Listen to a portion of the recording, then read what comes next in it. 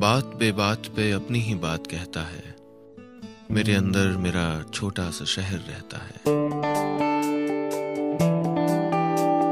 यादों के idiot box में क्या क्या चलता है देखो तो।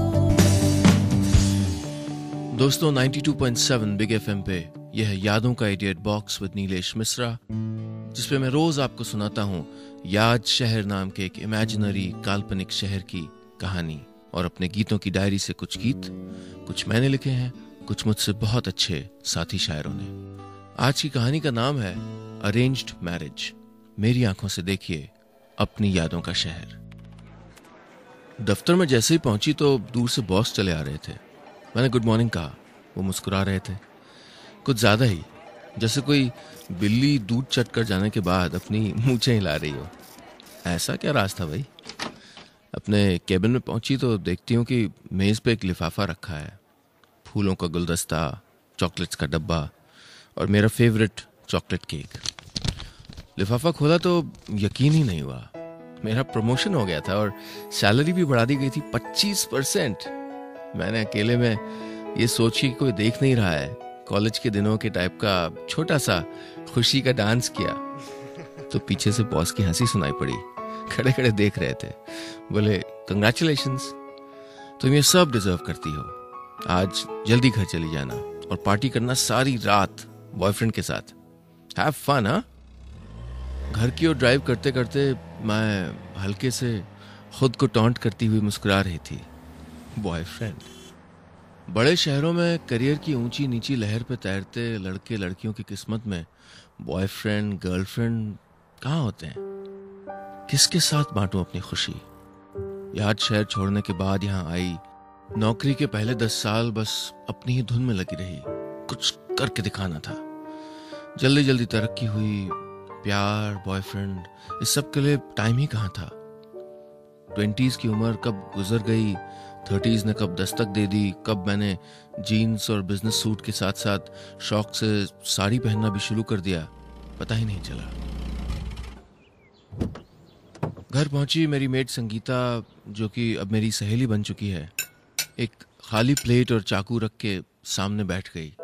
मैंने केक निकाला, काटा और संगीता ने ताली बजा के बिना कारण जाने क्यों गाना शुरू कर दिया, happy birthday to you, happy birthday to you. मैंने फैसला किया कि मैं प्रमोशन की खुद को दावत दूंगी। चाइनीज ऑर्डर किया और टीवी देखते हुए देर तक अकेले खाती रही। संगीता मेरा शेड्यूल जानती थी। रात को 9 बजे दरवाजा खटखटा के अंदर आई, बोली दीदी कंप्यूटर खोल दूं क्या। मैंने कहा हाँ। शादी के वेबसाइट देखने का वक्त आ गया था। ये शादी के वेबसाइट की दुनिया भी कितनी निराली होती है, जैसे आप दूल्हों के सुपरमार्केट में हो और हर एक शेल्फ पे एक एक दूल्हा सजा हो। हर एक का नाम, गुण, अच्छाइयाँ, शौक सामने छपी हो। परखिए, अच्छा लगे तो शॉपिंग की टोकरी में डाल लीजिए और नहीं अच्छा लगे तो आगे बढ़ जाइए। ये भी मेरी ही तरह तो हैं, सक्सेसफुल, एम्बिशियस, लेकिन अकेले। चेहरों की इस भीड़ में न जाने कब इतने अकेले हो गए हम सब।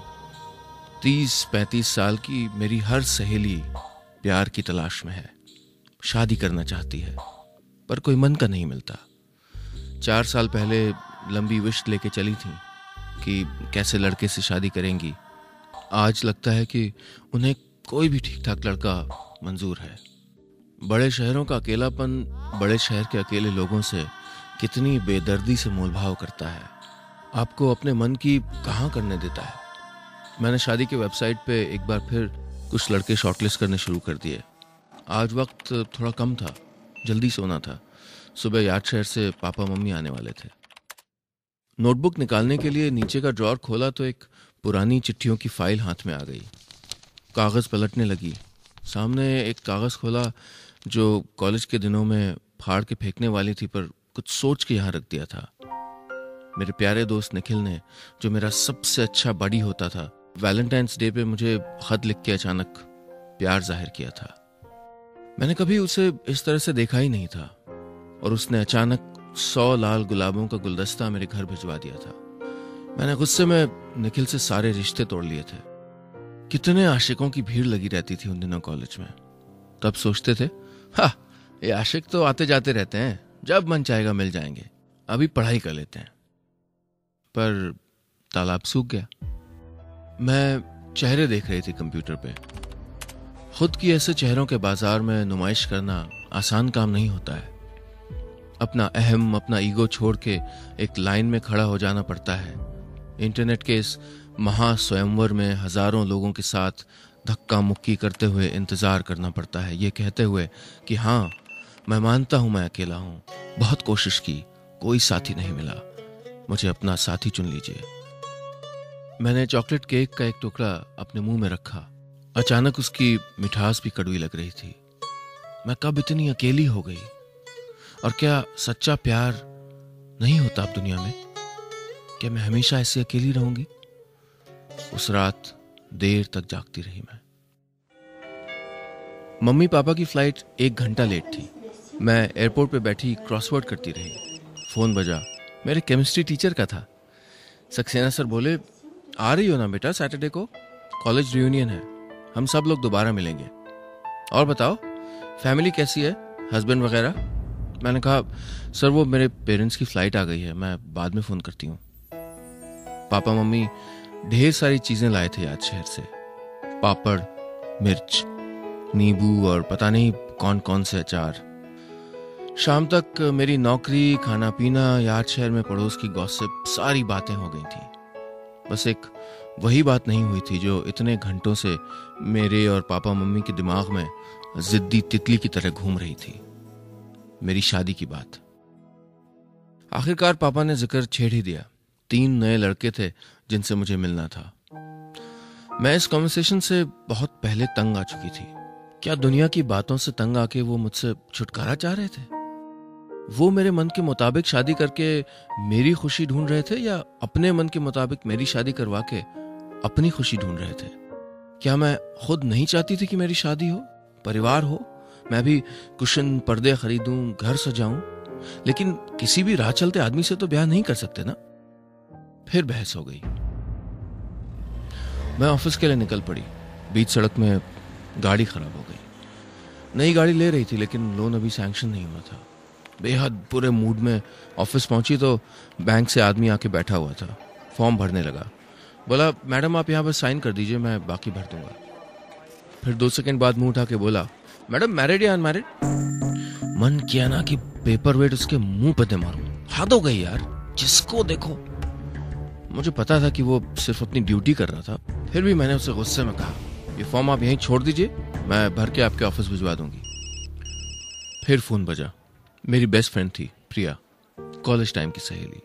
बोली, तू आ रही है ना रियूनियन में? मैंने कहा, नहीं यार। प्रिया ने कहा, मुझे पता है कि तू क्यों नहीं आ रही है यार, कब तक हम इस सवाल से भागते रहेंगे, चल ना। मैंने कुछ सोचा और कहा, हाँ सच्ची कह रही है तू, चल देखा जाएगा, एक शाम की तो बात है। उस दिन घर वापस लौटी। पापा पेपर पढ़ रहे थे और मम्मी फोन पे थी, शायद मासी से बातें कर रही थी। बोली, वो आ गई है, तू फोन रख, रात को बात करती हूँ। मम्मी चाय के साथ पकौड़े भी लेके आई। मैं समझ गई थी कि कटने के पहले बकरे की खातिर हो रही थी। पापा ने पेपर में कोई खबर पढ़ते हुए कहा, लव मैरिज में डिवोर्स का रेट 60% बढ़ गया है। यह महत्वपूर्ण सूचना भी जाहिर सी बात है मेरे लिए ही प्रसारित की गई थी। पापा ने अखबार किनारे रखा, चाय की एक चुस्की ली। बोले, कल ऑफिस से छुट्टी ले लेना, उन 3 लड़कों से मिलना है। मुझे बस हुक्म मिला था, जैसे बचपन से हुक्म मिलते आ रहे थे, साइंस मत लो, आर्ट्स लो, म्यूजिक सीखो, भाई के दोस्तों से ज्यादा मत घुलो मिलो। मुझे याद है जब ये नौकरी मुझे मिली थी तो कितनी मुश्किल से पापा मम्मी को मैं मना पाई थी याद शहर छोड़ के आने के लिए। पेरेंट्स अक्सर भूल जाते हैं कि बेटियों के सहारे चलता है ये मुल्क। बेटियां जो माएँ बनती हैं और बहनें जो अपना करियर, अपनी जिंदगी न्यौछावर कर देती हैं ताकि उनके भाई, हस्बैंड, बेटे आगे बढ़ सकें। पेरेंट्स अक्सर भूल जाते हैं कि शायद बेटियों से ज्यादा समझदार कौम आज तक ऊपर वाले ने बनाई ही नहीं, कि उनको बेटियों पे विश्वास करना चाहिए, ना कि उनकी जिंदगी रिमोट कंट्रोल से चलानी चाहिए। लेकिन मैं अब हार चुकी थी, या शायद मैं अब और लड़ना ही नहीं चाहती थी। आखिर मेरे माँ बाप ने मुझे जन्म दिया था। अगर वो जिद पे थे कि मैं किसी लड़के से 15 मिनट मिलके सारी जिंदगी उसके साथ बिताने का फैसला कर लूं, तो जरूर कुछ सोच समझ के ही वो कह रहे होंगे। बॉस को ईमेल भेजा कि अगले दिन नहीं आ पाऊंगी। सलवार कमीज पहन के, बिंदी लगा के, चूड़ी पहन के मैं अगली सुबह दूल्हा फाइनल करने निकल पड़ी। तीनों से मिली। बचपन से आज तक जब भी अपने हस्बैंड के बारे में मन में तस्वीर खींची थी, ये लोग उनमें से नहीं थे। ठीक भी है ना, जिंदगी की जो तस्वीर हम खींचते हैं और जो जिंदगी हमें देती है उसमें फर्क होता है। इसीलिए तो सपने, उम्मीदें, ख्वाब, इन सब नामों की चीजें भगवान ने बनाई हैं। शाम को थक के घर लौटे मैंने दूसरे नंबर के लड़के को बिना सोचे समझे हाँ कह दिया। उसका नाम तक ठीक से नहीं जानती थी, लेकिन कम से कम मम्मी पापा की सबसे बड़ी फिक्र तो मैं दूर करने जा रही थी। उनकी बेटी की शादी होने जा रही थी। प्रिया और मैं उस होटल के सामने उतरे जहां रियूनियन की पार्टी थी। यहां यह कहना जरूरी होगा कि हम दोनों काफी अच्छे लग रहे थे। हॉल के अंदर घुसे तो ऐसा लगा जैसे कॉलेज के पुराने दिन वापस आ गए। थोड़ी देर की झिझक के बाद लोग खुल के हंसने लगे, गले मिलने लगे और एक दूसरे को पुराने नामों से बुलाने लगे। जिसको देखो मुझे वही एक्सपेक्टेड सवाल पूछ रहा था, मिस ब्यूटी क्वीन शादी की कि नहीं? अब मुझे क्या डरना, अब तो जवाब था मेरे पास। मैंने कहा तय हो गई है, बस तारीख फिक्स होनी है। हम सब की हंसी मजाक चल ही रही थी कि पीछे से एक जानी पहचानी आवाज ने कहा कांग्रेचुलेशंस। मैं पलटी तो निखिल खड़ा था। वही निखिल जो कभी मेरा बहुत अच्छा दोस्त हुआ करता था और जिसने वैलेंटाइंस डे पे मुझे 100 गुलाब के फूल भेज के ऐसा झटका दिया था कि मैंने उससे दोस्ती तक तोड़ ली थी। उस दिन के बाद हम लोगों ने कभी बात नहीं की थी।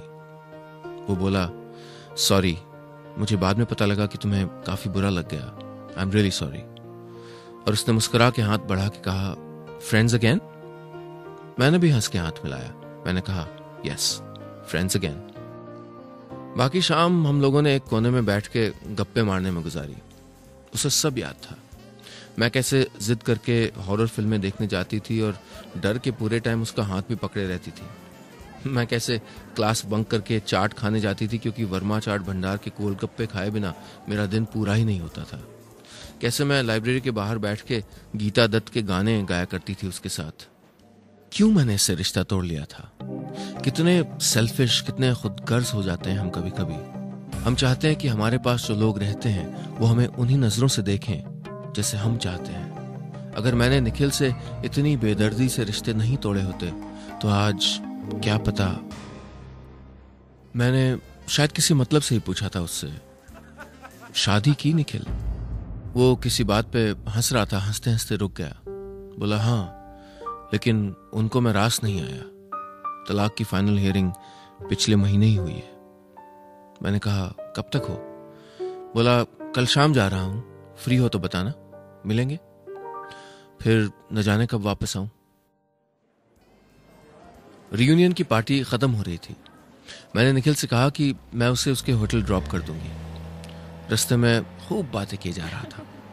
शायद मैं सालों के बाद इतना खुल के हंसी थी। बोला यार तुझे आइडिया नहीं कि तूने मुझे कितना काम करवाया था उस वैलेंटाइंस डे पे। तुझे पता है लवर कितने बढ़ गए आजकल याद शहर की पॉपुलेशन में? 2, 5, 8 करके मैंने 20 फूल वालों के पास जाके 100 गुलाब जोड़े थे और तूने वापस कर दिए। चल अब हर जाना भर। कल रात मेरे साथ होटल में खाना खाना, फिर अपनी खटारा में एयरपोर्ट छोड़ देना। भगवान ने चाहा तो एयरपोर्ट पहुंच ही जाएंगे। रात बड़ी धीमी धीमे कटी। गहरी सोच में थी मैं। इतने सालों के बाद मुझे मेरा सबसे अच्छा दोस्त फिर से मिल गया था। वो जो कभी मेरा सबसे अच्छा साथी भी था, लेकिन जिसका साथ मैंने ठुकरा दिया था। ऐसा नहीं था कि निखिल के लिए मेरे दिल में अचानक कोई प्यार उमड़ पड़ा था, लेकिन उसके साथ मुझे एक पूरापन, पता नहीं ये शब्द होता भी है कि नहीं, एक पूरापन महसूस हुआ था, तब भी और आज भी। पापा कमरे में आए, बोले संडे को तुम्हें लड़के के पेरेंट्स से मिलना है। मेरी जिंदगी मेरे हाथों से फिसल रही थी। शायद इसी को नियति, डेस्टिनी, मुकद्दर, तकदीर कहते हैं। अगली शाम नई गाड़ी आ गई। चमचमाती लाल। मैं दफ्तर से निकली और नई गाड़ी में निखिल के होटल चल दी। क्या ये मेरी उससे आखिरी मुलाकात थी? गाड़ी ट्रैफिक लाइट पे रुकी। मुझको पता नहीं क्या सूझा, सीधे जाने के बजाय मैंने गाड़ी लेफ्ट मोड़ ली। मुझे 100 गुलाब के फूल खरीदने थे। आपको पता है लवर्स कितने बढ़ गए हैं आजकल यार्ड शहर की पॉपुलेशन में? 2, 5, 8 करके मैंने 20 फूल वालों के पास जाके 100 गुलाब जोड़े और निखिल के होटल के दरवाजे पे पहुंच गई। निखिल मुझे देख के हैरत में पड़ गया। मैंने कहा, निखिल, मैं इस वक्त जिंदगी में मुश्किल जगह खड़ी हूं। तुम मेरे बेस्ट फ्रेंड थे और आज मुझे समझ आ गया है कि तुम ही मेरे बेस्ट फ्रेंड हो। इसलिए हमेशा की तरह अपनी मुश्किल तुम्हारे पास लेके आई हूं, क्योंकि तुमसे बेहतर खुद को मैं भी नहीं समझती हूं। क्या तुम मुझसे अरेंज्ड मैरिज करोगे? मैं मम्मी पापा को समझा लूंगी। तुमसे प्यार नहीं करती हूं, लेकिन मैं जानती हूं कि हर खूबसूरत अरेंज्ड मैरिज की तरह मुझे तुमसे प्यार हो जाएगा। क्या तुम मुझसे अरेंज्ड मैरिज करोगे? निखिल दरवाजा पकड़ के मुझे थोड़ी देर देखता रहा, फिर बोला, आई एम सॉरी, ये नहीं हो सकता, क्योंकि मैं तुम्हें तब से आज तक बेतहाशा प्यार करता हूं। लव मैरिज के अलावा मुझे कुछ मंजूर नहीं। बस इतनी सी थी आज की कहानी।